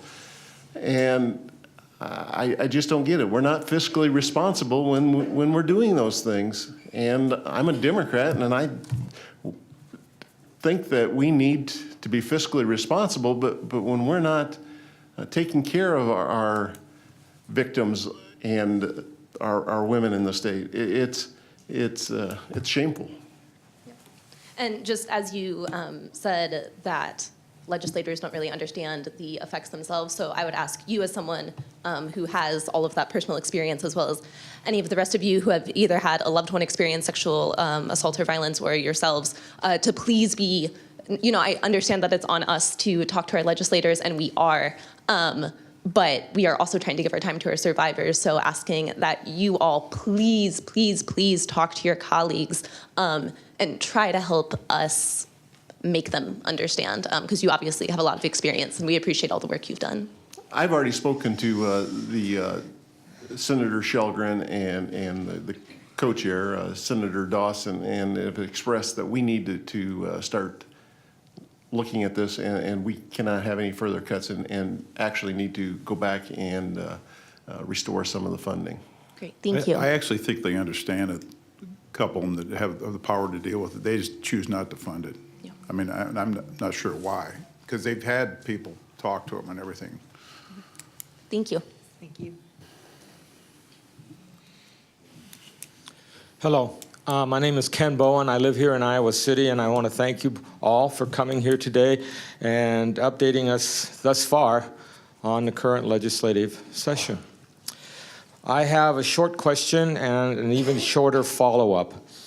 How many actual bills introduced in the legislature are a result of input from constituents and/or citizens groups, or how many are by proposals provided by lobby groups such as Iowa Farm Bureau, Americans for Prosperity, or ALEC? And my follow-up is, how many of you are members of ALEC? Thank you. None of us are members of ALEC is the answer to your first question. And this, I've always puzzled by this weird myth known as Americans for Prosperity. I don't know a soul from the group, nor do I care. Your former governor did. Good for him. I'm not your former governor. As the legislator at this forum, I'm telling you, I don't know a soul from AFP, nor do I care to know a soul from AFP. It's not even on my radar. But a stat that I do want to save, I don't want to put out there for people, and this is a cold hard fact, and I'm happy to share this with anybody that wants to see it. This is a printout from the Legislative Services Agency with the file, whether it's a Senate file or a House file, and the number and the description of bills that were passed out of the Iowa legislature last year that passed both the House and the Senate. It was 203. Do you know how many bills were partisan and only passed on Republican votes? 24. 179 out of our 203 bills last year passed with overwhelming bipartisan support. Now, I realize that a lot of those, I've been there a long time, a lot of those bills are ones that would be considered less important than others. However, there's somebody that each and every one of those bills matters to enough that we chose to take action on it. So while I get that there are some people that believe that we'll run for Americans for Prosperity, I don't know anyone from them, nor do I care, and no, I'm not a member of ALEC. So the Americans for Prosperity lobbyist is in the Capitol every single day.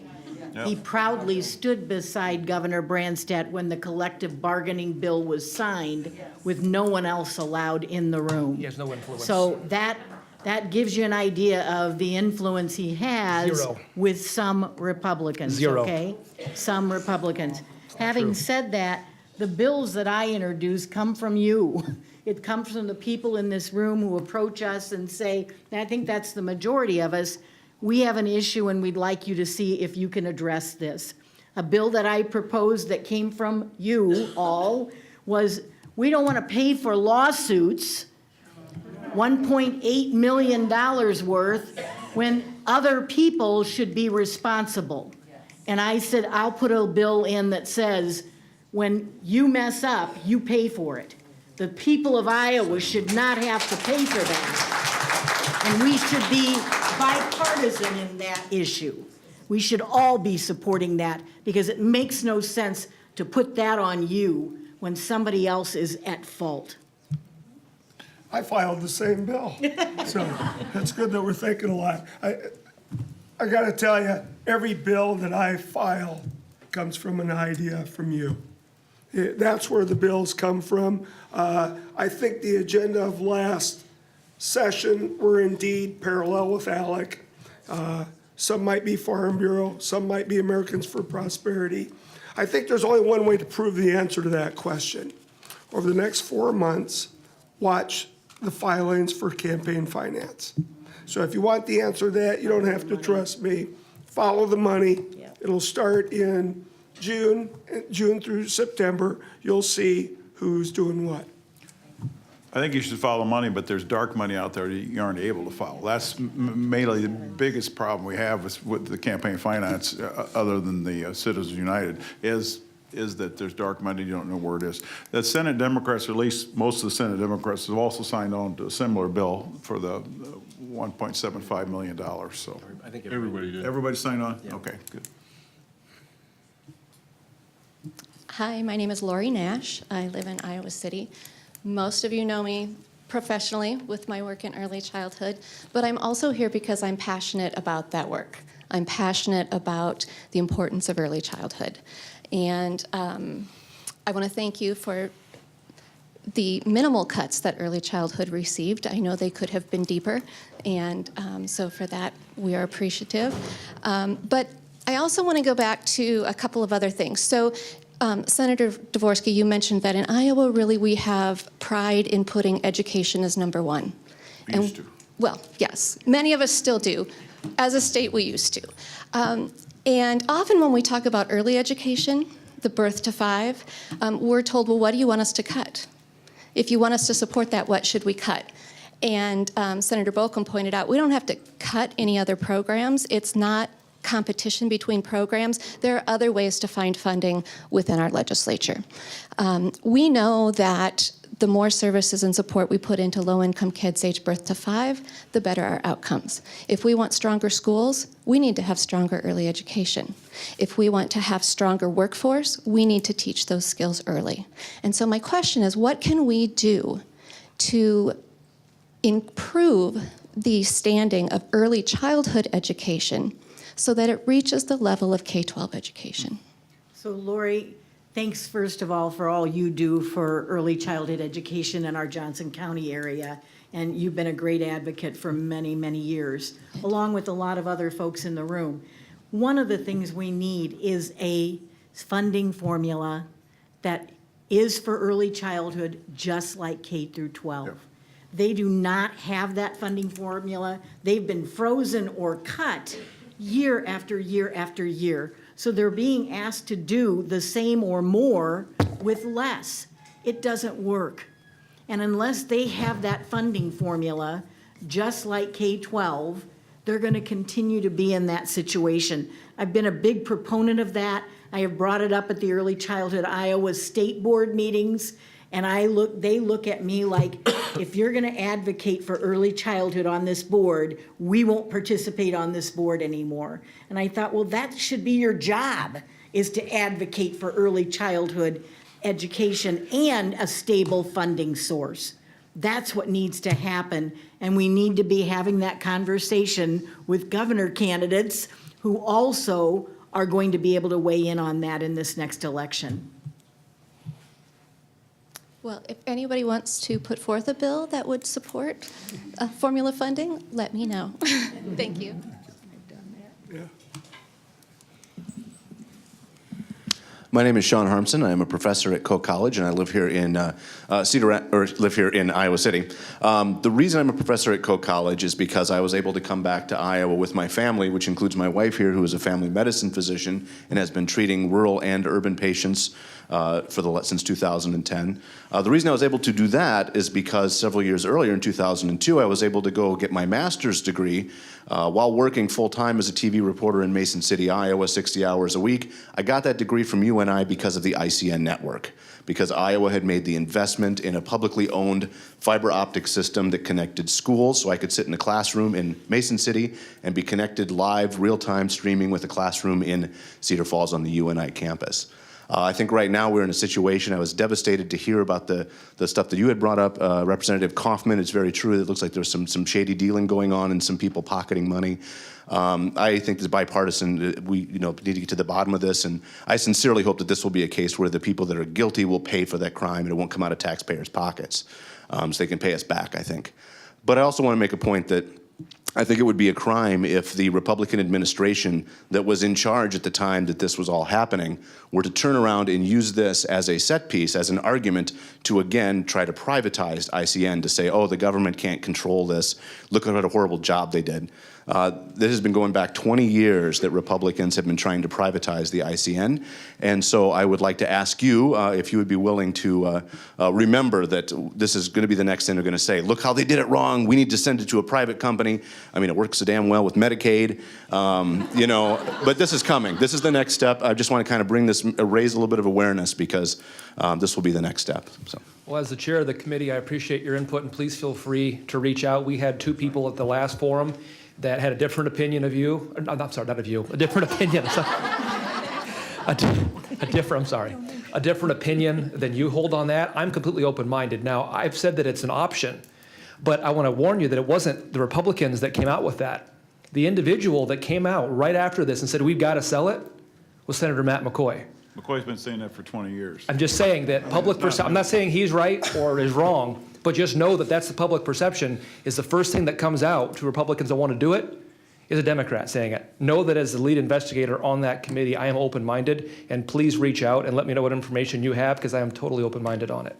Thank you. Well, there's actually 2 issues on this, too. We're talking about the ICN, and by the way to go, fellow Panther graduate. It's always good to have some of us UNI people around. The issue is really that we don't have a state auditor. She does her job. Right. She hasn't done her job. I mean, it is embarrassing. Anyone should have been able to have some oversight over this. We have a rubber stamper in the state auditor's office who will accept anything that comes across her desk. The ICN's an important issue. I think our first issue is we need to get a state auditor. Well, and I hope in oversight they will explain what the ICN is and what it has done over all these years. I think you get a lot of flack from small phone companies and that sort of thing that's never ending, but the real story of the ICN is rarely put out there, and I think hopefully your oversight committee will look into that and the good it's done over all these years. 1994, I ran the bill to hook up Part 3 of ICN to complete the ICN network, and it's been going on since then. So I think it's really important that we look and see what it does provide for telemedicine and not only K through 12, but community colleges, telemedicine, all sorts of other things. National Guard. Well, the safety part of it, they want to have it opened up further to hook to the ICN. We had the Homeland Security person in the other day, Mr. Scouten, and he was talking about allowing them to hook up further so you have that backbone for public safety. So there's lots of ways there. We've never had much of an imagination dealing with ICN, though. We need more of that. Hi, thank you for being here today, and thank you to the League for offering this time. My name's Mercedes Byrne Klug, and I am really concerned about the call for a constitutional convention.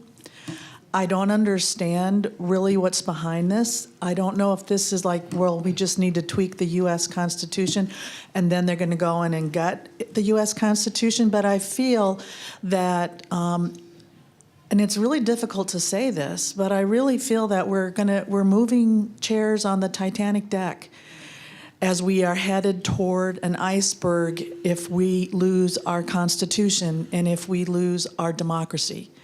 And would you please educate me on what is behind Iowa voting for a constitutional convention? Thank you. I don't want to answer every question, but I'm happy to. The Constitutional Convention was put forth by the Founding Fathers as a tool when needed. And I just, from all the conversations I've had, I completely and respectfully disagree with your characterization that there's some sort of goal to shred the Constitution. I think that Iowa, and I voted for it, should be a part of that conversation. And if it, I mean, every person I've talked to that has, and I've talked to people in other states, and they say that there'll be rules. This isn't going to be anarchy. This isn't going to be, oh, the Second Amendment's gone, Third Amendment's gone, Fourth Amendment's gone.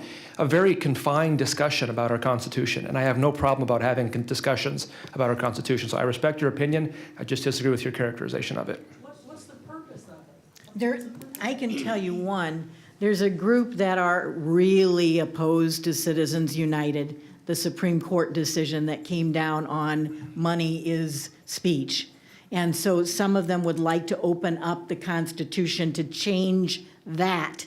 So it basically would not allow what we're dealing with in terms of unlimited monies going into campaigns and corporations being people. And so I know there's a group that are interested in that, and they have been promoting this to be able to open it up to change that portion that says money is not speech. Can't we just have an amendment to the Constitution? We can do that. That's another way to go about it. So Holly may want to speak to it. I don't know if the league would let her come to the mic, but I know that that's the motivation for some. Right. There are different ways of doing that. One group does promote exactly what you're doing, but other organizations just say we can amend it. We can amend it another way. Does that make sense? I'm really short. Okay. You're good. Jody Clemens from West Branch. I represent the leadership for Indivisible Iowa, and I'm also the Democratic candidate for House District 73. And I am here today representing the Decoding Dyslexia. I was just at the Capitol this week and thank many of you for coming down and getting some literature on what we're trying to accomplish right now. So 3 things that this Decoding Dyslexia group is asking for in light of 1 in 5 students are being diagnosed with dyslexia right now. And so we need a lot more support in the school systems to help the educators, help the students, and try to have more positive outcomes for these students coming through the systems. And so the 3 things that we're asking for are more screening in schools, acknowledging that the healthcare expenses for some parents to try to get their kids diagnosed are too high. We're asking for more trained specialists at the AEA that are trained to help train the teachers on how to handle these students with dyslexia, and also to create a task force comprised of legislators, educators, specialists in the area to better serve everyone. And so after our advocacy day, it sounds like we're making some headway, and the chairs of the Education Committee, Walt Rogers and Amy Sinclair, are on board. And I'm asking you guys today to please support that as well, to get a task force started so we can make some headway on dyslexia here in Iowa. Done. Yeah, they were in Senate Education Committee, as well as Dr. Reed from the Reading Research Center here at the University of Iowa, and the Decoding Dyslexia people did a great job, and I know Senator Sinclair is interested in moving that forward, so we need to do that. I'm kind of surprised at all the controversy on how to teach reading and that sort of thing going on there, though. So anyway. I don't think there's much controversy in terms of what teachers know and what works. So, I mean, we've got a lot of evidence that shows that. Yeah, thank you very much for the opportunity to speak. I'm Phil Hemingway, a school board director, and thank you very much for bringing up that question about dyslexia. We got our state assessment scores back, and we're facing some challenges, and I'm going off topic. I didn't think I'd be talking about this, but I have dyslexia, and Janet Kendall in the Seashore Hall in the reading clinic there helped me with conquering that, and I've become the success I am today with her help. I first of all want to thank Kevin Kinney for providing his time and leadership on our Ag Steering Committee. I don't think we would have been as successful without his leadership. And my question mainly to you is that we're getting nationally and in the statewide push for skilled workers and the importance of that and apprenticeships, and of course in K-12 it has to be a pre-apprenticeship. If you could just highlight your efforts on doing that and what you will do to keep the best and the brightest in our state. And when I say the best and the brightest in our state, it's not necessarily those that go to a four-year institution. Sometimes the best and the brightest are examples like John Kenzenbaugh, which we all drive by, going to the State House, and that shows the importance of a well-rounded high school education dealing with industrial arts and that type of curriculum. Thank you.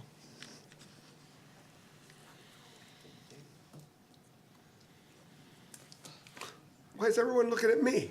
Because we're trying to just have one Thank person you. speak. Well, I appreciate you bringing that forward, Phil, and what we need to do to train the workforce. And maybe let me take it one variable in the equation further. I think we need to work with businesses a little more to change what model they have, because every time we come in, we need workers, we need workers. And I was working with the company that you're mentioning and saying, Dave, we can't find workers. What are you looking for? Well, I need someone who works 44 hours a week. I need someone who will be here solid. I need someone who has the skills, and I'm gonna pay them $12.50 an hour. And I said, well, we're 0 for 3. If we're looking at getting a skilled workforce in, we have to do, number one, pay them, but we also have to offer some other things. I said, for a young family, what's a worker gonna do? And the response was, well, if they have a volleyball game on Saturday, we'll let them come in on Sunday and make up the hours. I go, that's not the model I'm talking about. The model is making it worker-friendly, worker attractive, and then also keeping our bright young minds in the state of Iowa.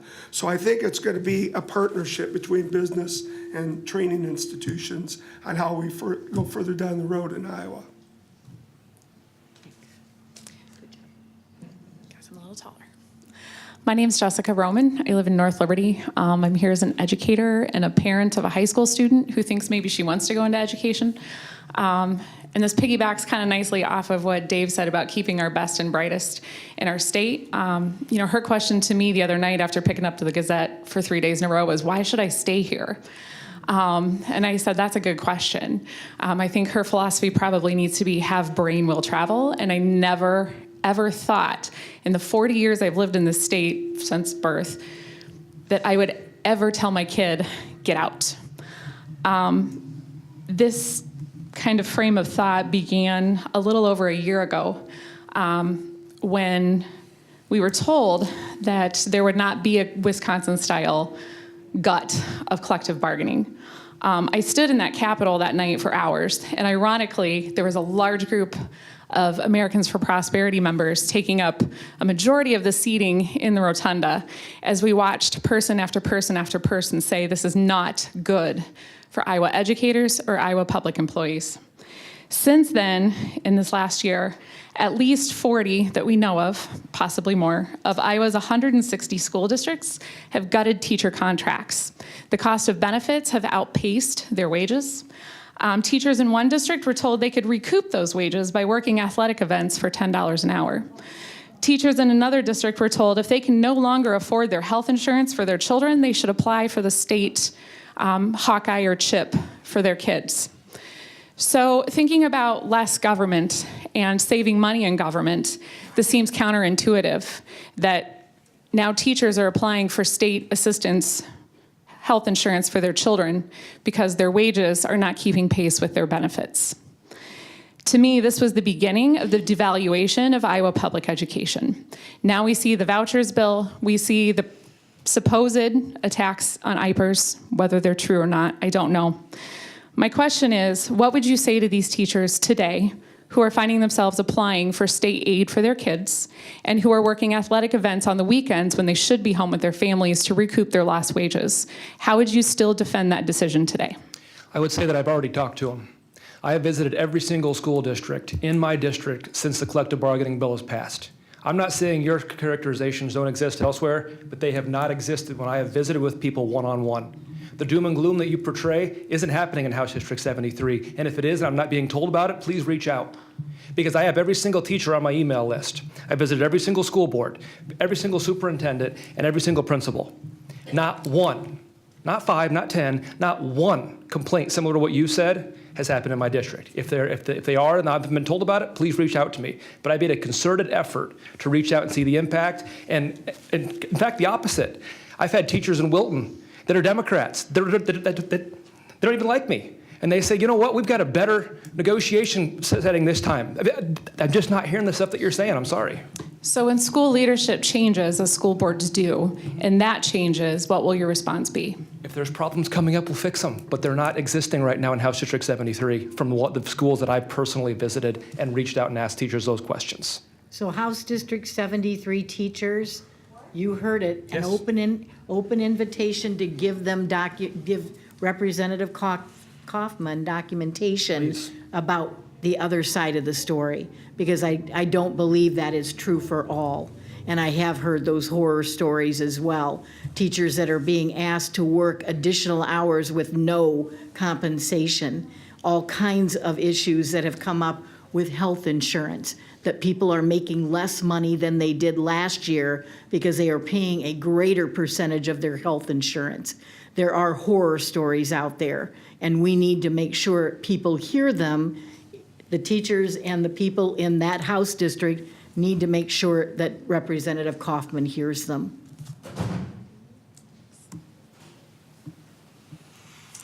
Hello, I'm Ann Spencer, much shorter. And I have been very upset about what happened last year in the area of guns and gun control. And I know that common sense and research shows that the availability of guns, the number of guns, is directly related to the number of shootings. And that has been happening too often in our country, especially in the last couple years. And I wonder if you can tell me who proposed and what the status is of the most recent suggestion that the Constitution, the Iowa Constitution, be changed in order to prevent any restrictions on guns in our state. Where is that headed? Why was it proposed? Who proposed it? Is ALEC behind that? NRA, I'm sure is. But could you just give us some information about what we can expect? And hopefully, I know most of you are not proponents of those kinds of laws or bills. I don't want to take up all the time, but you're confusing two different bills. Constitutional carry, which is pushed by an irrelevant gun group called Iowa Gun Owners that are a bunch of quacks. and you're talking about what you're referencing that was in the news recently was a constitutional amendment, which does not take out, or the big difference is constitutional carry, the easy way to describe it is permitless gun ownership. A constitutional amendment is something that Iowa is one of only 4 other states in the entire country does not have. Every other state in the country, besides Iowa and 3 others, I don't remember what they are right now, but I know that Massachusetts is not one of them. So right now, when it comes to our constitutional abilities as a law-abiding citizen to have and bear arms, is less conservative than Massachusetts. It just is. It's in the constitutional amendment in Massachusetts. And so all it does, it's not permitless, it's not removing background checks, it is aligning Iowa with 45 other states to make sure that it is clear that if you're a law-abiding citizen, it has nothing to do with background checks or lacking of permits, that you have a recognition in your state constitution, just like our United States Constitution, that you have a legal right to bear arms unless you're an abuser, a sex offender, things like that. I'm real hesitant to make any changes to the state of Iowa Constitution. I think it's pretty damn good. Also, every time we hear this discussion, and we heard it over the years, there's always the mental health piece to it. And I have yet, over the last 8 years, seen any movement from the guns rights folks to help improve our mental health system. I hear the same thing. It's their responsibility. This is what we need to do. Well, let's flip it. Let's start working on that mental health system first, and then we can start talking about a constitutional amendment. Yeah. Okay, this will be our last question. Sorry. We've only got one more. We'll go quick. Is that all right? Yeah, we can go quick. Okay. All right, two more questions. Great. Hello, my name's Carrie Watson. I know some of you. I'm a teacher here in Iowa City. I've been a public school teacher for 23 years. The last 5 years have been tough for our schools, our teachers, and our students. From line item vetoes to don't we even get started on deconstruction of collective bargaining. Thank you to the 6 of you who supported us last year. Oh, sorry. Am I better? I'm taller, I guess. The 2 issues I came here you've discussed. The expansion of online learning and the public funds going continuously to private companies and the voucher bill that's coming up. So my concern is something that Representative Mascher actually led to, which is the oversight of these programs. You mentioned $6 million going to the 2 companies that are both on priority on our Iowa report card, meaning low achievement, low graduation rates, high dropout rates. However, if I am correct, and please tell me if I'm wrong, funding is done by count day. And money goes to these companies depending on how many they have. 40% are dropping out. In our schools, if we lose a student to another district, we keep that money, but that money continues to help our students. However, with these companies, that money continues to stay in the pockets of the owners of these companies. That will further with homeschooling and the expansion to private education. So I'm interested about the audit you mentioned and what other oversight issues that you're going to relate to. Carrie, I think the audit is critical because it will hopefully show us exactly, are those kids there for 1 day? Are they there for 5 days? We don't even have any recording of how long they're in that system. And then if they're gone, the company keeps the money. So we've asked to review the contracts with Cam and Clayton Ridge. We have asked the auditor to come in and audit the books to make sure we know where the money is going and to show Iowans, if you're only educating a kid for a portion of the year, how come you're keeping the majority of those dollars? That doesn't even make sense. And then your achievement rates are below our regular ed students in our public schools. So that tells me it isn't working. It was a pilot, we should end it. We should end it.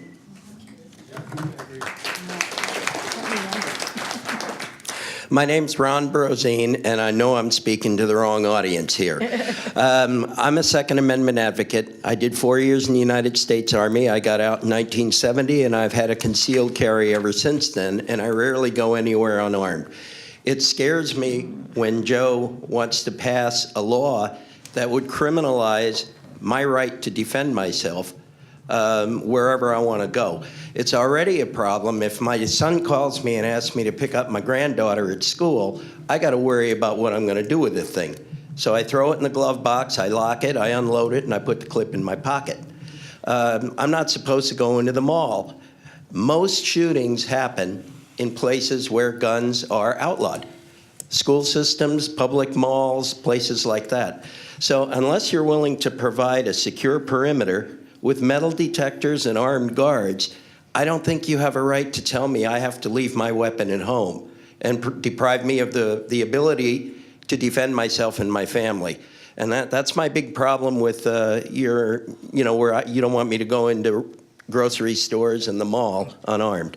Thank you. Yeah, I appreciate the question, and I respect people's ability and rights to own and have firearms. The bill that I filed was on behalf of private property owners who own businesses who post at the door of their establishment they don't want guns in their facility or their business. And this bill, I think, puts private property rights, which are also constitutionally protected, it equalizes the rights of private property owners with gun owners. Believe it or not, I appreciate your view on this, but believe it or not, there are owners of businesses who think having guns inside their businesses makes them and their patrons more unsafe. Okay? And I appreciate that. Unless they provide a secure perimeter with metal detectors, it's a placebo. I appreciate your view and the views of folks that think everybody should be armed and will be safer everywhere. I don't particularly believe that, but I think that it's time that we put the constitutional rights of private property owners on par with that of gun owners, and that's simply what the bill does. We have a disagreement. We do. I appreciate the question. Yep. All right, thank you to all of you, those with questions and those with responses, for an informative session. Thanks to our co-sponsors, the Iowa City Community School District, the Iowa City Education Association, the University of Iowa Public Policy's Center for Social Education Research, the American Association of University Professors, and to the local television staff for making the videocast possible. We also appreciate the use of the Iowa City Public Library for this forum. Please join us for the next legislative forum, Focus on Environment, February 24th at the Coralville Public Library. Thank you.